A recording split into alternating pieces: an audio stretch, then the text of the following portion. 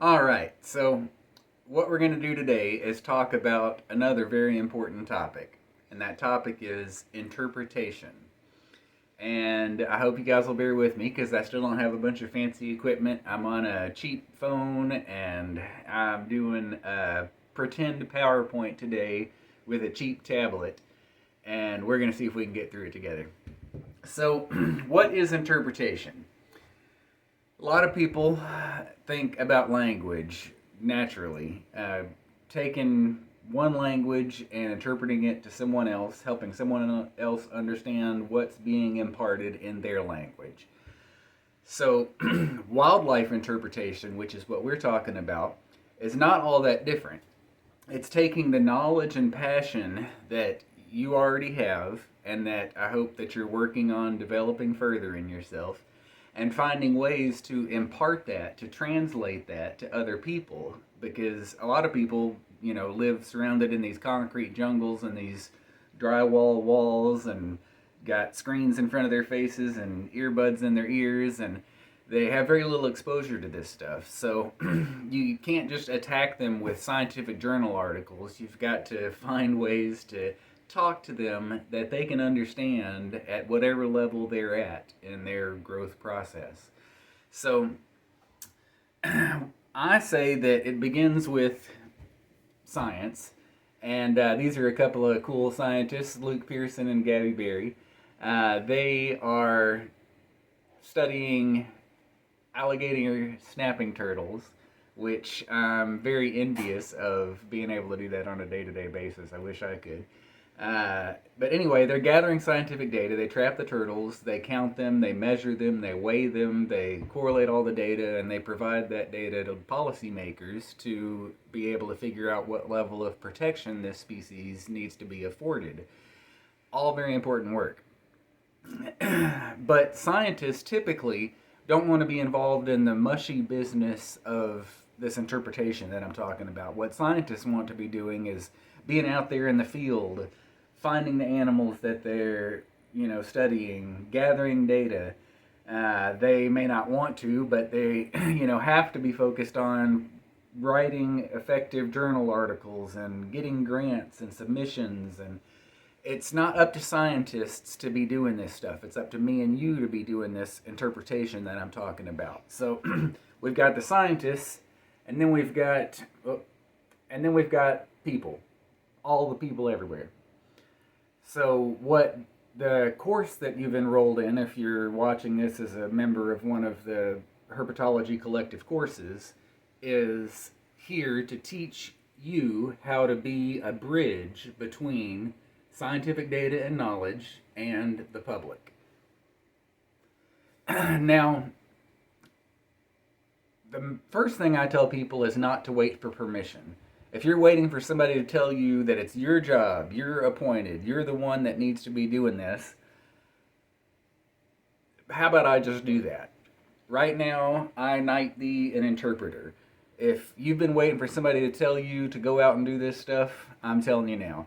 Because we need an army of interpreters. We need to raise up, and we're trying with the herpetology collective courses and the information that I put out, the bulletins I write, and everything else, to raise up an army of self-appointed interpreters that are building a solid foundation of accurate knowledge and then finding ways to present that knowledge in a way that connects with people.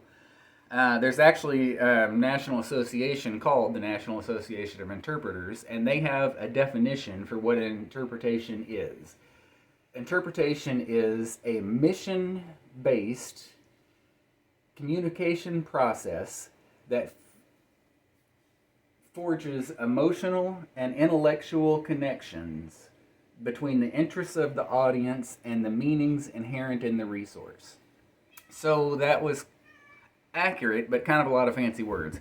In other words, interpretation is taking a valuable natural resource, in our case reptiles and amphibians, and making it a conscious mission to learn how to communicate the value of this resource with the public in ways that make both emotional and intellectual connections. Both of those types of connections are important. One is not necessarily more important than the other. Sometimes we think that it's better to make emotional connections, and we might lift our nose at the emotional touchy-feely parts, but that's how people work, is their heart and their head. So thinking about both of them at the same time and trying to find ways to reach both of those centers of people with your efforts. So here's scientific information. This is a good scientific information. This is a excerpt from a study on box turtle mortality when translocated.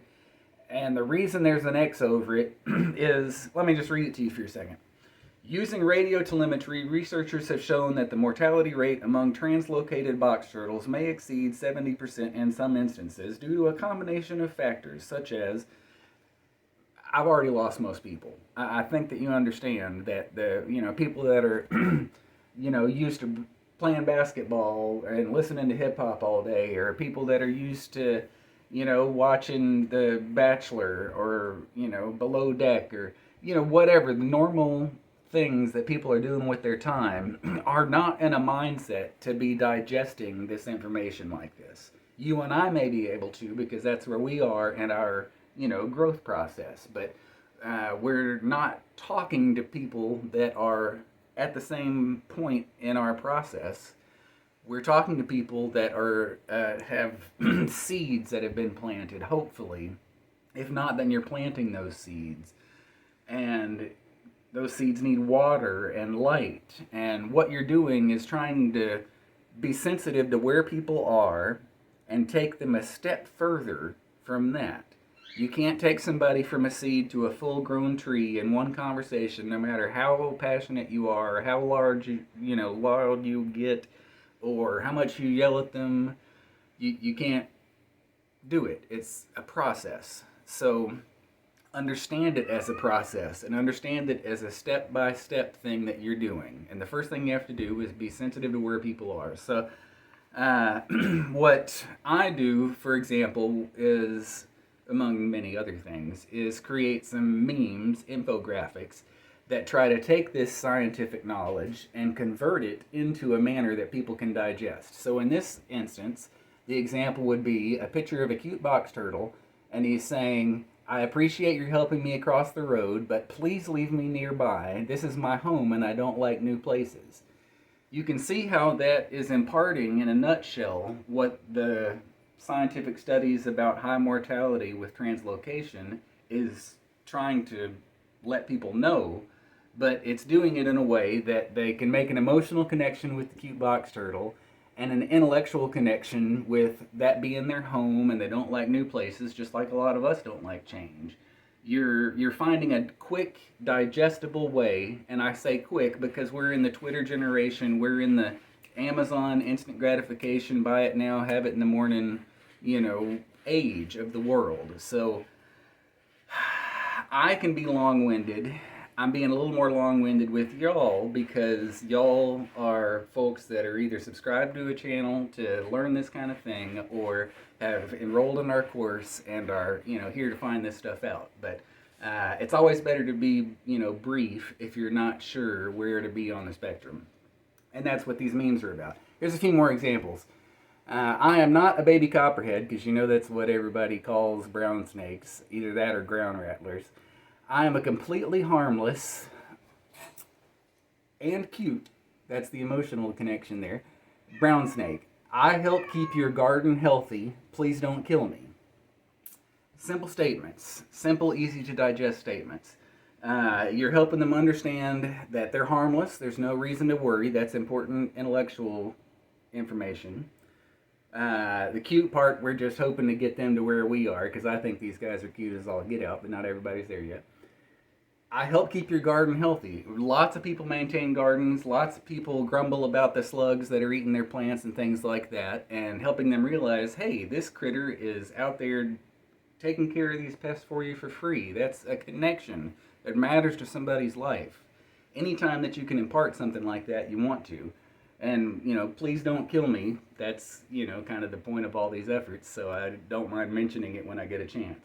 Another brief example. All life deserves respect. I'm just trying to live my life like any other animal. If you wouldn't kill a dog or cat, please don't kill me. Again, most people, when they think of animals, they're thinking of their dogs and cats. They're thinking of what they're familiar with. And what you're trying to do is bridge the gap between the animals that they already love. They already have love in their hearts. Not everybody, you know what I mean. For their own pets, for their, critters that they're familiar with. And you're trying to bridge that gap to expand that caring and compassion and understanding to the rest of all these animals that fill up this wonderful worldwide web, not the internet one, the ecosystem one. And making references like that, hey, you wouldn't kill a dog or cat, I'm just an animal trying to live my life. These are the types of connections that I'm talking about. This is interpreting the stuff that we're trying to tell people in ways that they can digest. That's what this is about. Here's another one of my examples I always love. You're not an animal lover if you only love the fuzzy ones. I mean, who couldn't love that face? So, somebody looking at that critter and going, oh my gosh, what is that? And reminding them that, hey, this is an animal too, not just your cat and your dog, is a perfect example of what I'm talking about. One more, this will be the last one. Every animal has a part to play in the world, even if you don't know what that part is. Learn to value life's diversity. This is a pygmy rattlesnake, most of you probably know. And, especially when talking about venomous snakes, you're not going to take somebody to whom every snake is a copperheaded water rattler and get them to be pro-snake advocates in a 5-minute conversation. You're taking those little steps. And what the little step is in this example is to hopefully impart to someone that just because you don't see a benefit to yourself, that's not how we gauge the value of life. We gauge the value of life by its intrinsic value, regardless of what you think about it. And if you can just get people to step away from their fear for a second and step into their mind or the compassion that they already have in their hearts for the things that they already know and love and try and bridge those gaps, that's all you're trying to do in most cases. So the reason this is so important, this is a UN graphic about global population. If y'all remember probably from your grade school years, what's called a J curve or an exponential curve, where you have that line on the graph that starts down here, and as it gets over up into the corner, it starts taking a turn, and by the time it gets to that vertical line, it's going straight up really fast. I hope that y'all realize that that's where the human race, the human population on Earth is at. And all of these humans consume resources, and most of this growth is directly correlated to habitat destruction, habitat loss, habitat degradation, fragmentation, all of the things that are putting pressures on wildlife. We're never going to get the whole world to become passionate wildlife advocates. That's not the goal. But we should be using mass media and every other means at our disposal to be spreading, like a virus, like a pandemic, hopefully, this passion that we already have in our hearts for these animals and for this world around us. And we shouldn't be shy about it. We shouldn't take the knowledge that you're learning from this course or from reading my book or for whatever other resources that you're digesting and just lock them up in your head for your own benefit. My hope is that you recognize the value of that passion and information, and you want to take the mantle upon yourself to go out there and be doing this interpretation. So it's vitally important that you do so. And sometimes it's images like this that make a difference. This is an awesome photo by Chad Lane of a salamander on a fallen tree trunk after a clear-cutting area has been deforested in the mountains out west. And some people, when you tell them how cute a critter is, that's one thing. And if you're talking to somebody that already understands, that salamanders are awesome little creatures and fascinating, even if they're not quite at the point of fascinating, but, they care about the fact that it's wildlife, and you can help them make a connection in their head with this animal wondering where it's going to go next. The home that its family has lived in for generations is a wasteland now. Things like that make a connection with people, or can. Again, it depends on where they are in their learning process. You're trying to make those connections. You need to have it be a conscious mission that you're out there trying to help people bridge this gap between what they know and understand now and what you know and understand now, little by little, step by step. So, this is a picture from me doing a presentation to some kids at a Volunteers of America summer camp. These particular kids are from the inner city. They didn't know the difference between reptiles and amphibians, hadn't seen a turtle in their life. They just got no basis of comparison or understanding. So for kids like that, I'm imparting simple things like these are living beings. I've taken in turtles that kids have beaten with a stick that they found in their neighborhood or smashed with a brick. I hate to be, bringing up graphic stuff like that, but I'm the guy who these animals come to and deal with this. And those kids don't understand that this is a living, breathing being. This has a life. It feels just like you. If you can just impart that sort of thing to somebody that is starting with no context, that's all you're hoping for. But, on the other hand, if you're presenting somewhere like this to a summer camp at a wildlife refuge to teenagers whose parents and, the teens themselves care enough to be coming to a summer camp at a wildlife refuge, you're hopefully beyond that, and you're able to step a little deeper, and you're able to talk a little bit like about the things we're talking about today, how important it is to pursue that passion and to share that passion with others. So I'm trying to give you examples of what I meant when I was talking about being at different stages in your journey. The first step to being an effective interpreter is to recognize, at least as best as it's possible for us to, where the people or person that you're talking to is at, so that you're addressing them at their level in a manner that they can understand, or else what you're doing is pointless. Matter of fact, I like to tell a story that a mentor of mine tells when he's given talks like this. He worked at the nature center, and one of the naturalists at the nature center was available to answer questions, and the public was coming through when they were looking at the reptile displays, and the lady asked a question about one of the snakes, and the guy who liked snakes launched into this diatribe about all kinds of information about snakes. Basically all the stuff that you and I have probably learned following snake forums and educating ourselves, and he was just so, excited about it that he wanted to give it all to her right then while she was there asking. And bless his heart, my mentor, as she was walking away, overheard her tell her friend, don't ask that guy anything, because people are not looking for you to do a data dump on them. They're looking for an answer to the question that's interesting them at the time. So be sensitive to that. I can't stress that enough. I hope I've imparted it, so I'm not going to harp on it too much more. Okay, so let's be realistic. This is the world we're in now. People are looking at screens. They've got headphones in their ears. They're watching TV. They're getting their information from mass media, whether that be newspapers, it's less and less, of course, nowadays, books, TV, internet. We should be making conservation a part of our daily conversations in person with people, but in my opinion, remember that J curve about the people on the earth about to override it, we should be finding ways, if we're capable of doing more than that, of utilizing this mass media that's available to us. I mean, the social media can be a destructive influence in people's lives, or it can be a beautiful, very helpful one. And the difference is whether or not you're using it with purpose. You remember that mission-based communication that I'm talking about. So I, and hopefully you, and anyone who becomes aware of it can choose to adopt a mission and approach mass media with purpose.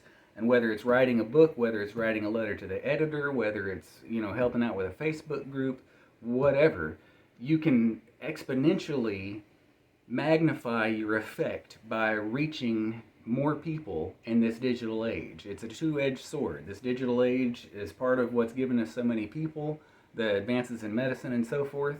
but it also allows us the tools to be trying to keep up with that and get ahead of the curve if it's possible to do so, and make change happen, be the change you want to see in the world. And I gotta say, about what I said just now, if it's possible to do so, let's face that for a second. I can't promise you that even if all of us work together, that we can stop the habitat destruction and the decline of this earth that we're, seeing the harbingers of. But what are the choices? The choices are to either say, it's bigger than me, I can't do anything, stick your head in the sand like an ostrich and just wait for the world to burn, or you can say, I don't know the future, but I know what I want it to look like, and I'm going to do what I can to be a part of shaping that future. It essentially becomes, we each have to make a choice of hope or hopelessness. And I can't, force that choice on anybody. But for me, the choice is hope. And I hope it is for you too. Because it's easy to despair when you get faced with a lot of the destruction and, pollution that's going on. But it's also easy to get charged up and find fulfillment in getting out there and trying to make the world a better place. And it's really just a matter of which direction you're focused. So anyway, getting back on track here, talking about social media and mass media, and emotional and intellectual connections. I'm going to give you some examples. We have the Snake ID group, Live Snakes, Identification and Discussion. That's an example of a group that's making intellectual connections. We don't focus a whole lot on cute and fuzzy there. We're giving people accurate IDs. We're giving them information about the species that they're asking about. Try to present, vocabulary terms, that sort of thing. Those are intellectual connections, and those are important. And those that are capable should be focused on, bridging that gap. Wild Snakes Education and Discussion is, in my opinion, the other, excellent snake group that is bountiful resource of intellectual information and intellectual connections. So join these and other similar groups if you can, and try and gather and digest that scientific information so that you can be imparting it to others. But don't forget about the emotional connections. One of our most popular groups is Rat Snakes in Predicaments. And that's because there's all these rat snakes getting in all these different situations, from, sticking out of bathtub spouts to somebody's speaker to under somebody's dishwasher to on their roof to you name it. And rat snakes are cute. To anybody who's willing to see a snake is cute. And even folks that don't start out that way, after seeing a few dozen or a few hundred of these guys and their antics, a lot of people have gone from, not seeing the value of any snake to, oh my gosh, don't kill that snake, it's a rat snake, they're harmful, they're beneficial and they're going to eat your rodents, and, snake advocates. And we didn't get them there by giving them a whole lot of data. We got them there by cute rat snakes making emotional connections. So these are important things to consider and ways to reach out. Another, even more extreme example is our group Derpatology. That's one of the, top 5 or 10 snake groups on Facebook, reptile groups on Facebook. And that is little to no scientific information, and it's all the cute and fuzzy. It's, the frogs that you're offering them a cricket, and instead of the cricket, they nom nom nom on your hands. It's the cute little frog on the coffee cup that is looking at you like he wants a treat one second, and the next picture is him with his eyes closed down and his head with what looks like a big little froggy grin. It's, derps not being scary. I say derps. It's a play on the word herps. Most of y'all get that, I think. It's herps looking derpy. A lot of people are scared of these animals. A lot of people think they're sinister. And the more of these images that they see of these guys obviously not being criminal masterminds can really help break down those walls. So those are just some examples. But don't forget, you need a solid foundation. I got a foundation of a building here, pretty obvious reference. And you can build that foundation through things like this course that you're enrolled in, or for those of you that aren't enrolled, by just, following us on YouTube, following us on Facebook. You can also go deeper than that. I've mentioned before, Google Scholar is an easy way to get on the internet right now and start reading scientific journal articles that give you the raw data that's been peer reviewed. That's your best source of good information to be building your educational efforts on. The book that I wrote, that even if you're not in the course, you can download for free from learnaboutcritters.org, is nothing but page after page of lessons that you can print out and hand to others if you want, and they're all science-based and interpretive at the same time. This was definitely a mission-based passion project that's built on all the stuff I've been talking to you about today. But more than just downloading a free book off the internet or buying a hard copy to help support our rescue efforts, I would encourage you to consider joining scientific organizations such as the Society for the Study of Amphibians and Reptiles and so forth, and getting these journals, either paper copies or the digital version. Some, a lot of them offer you a discount for getting PDF only.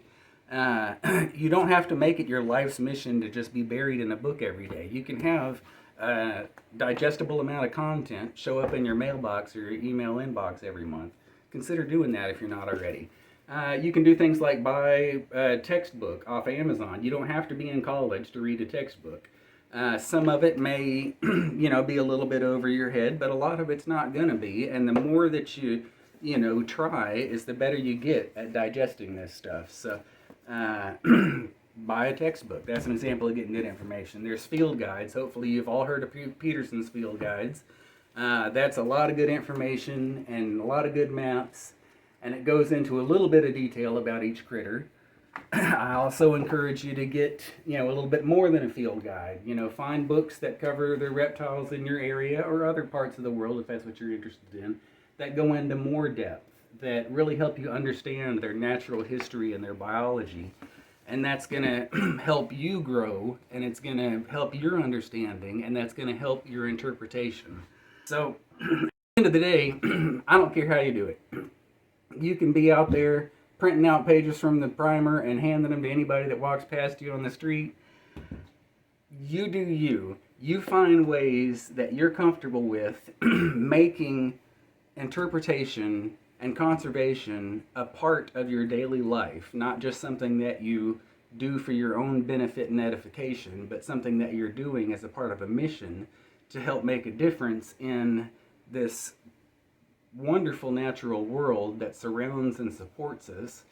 And, think of it not just for yourself and not just for your kids. Think of your kids' kids and their kids. What kind of world are they going to live in, I mean, it's one thing to leave, them an inheritance of money or a house, but how much better is it to leave them with an inheritance of an appreciation for the natural world and a passion and the tools and knowledge and resources to be defending and protecting and preserving that natural world. So, y'all know I can live on a soapbox about this. I think we're getting close to the half-hour mark, so I'm going to wind it down. But if I don't teach you anything else as a part of the herpetological guide course or the junior herpetologist course, if you're in one of those courses, I hope that it's this.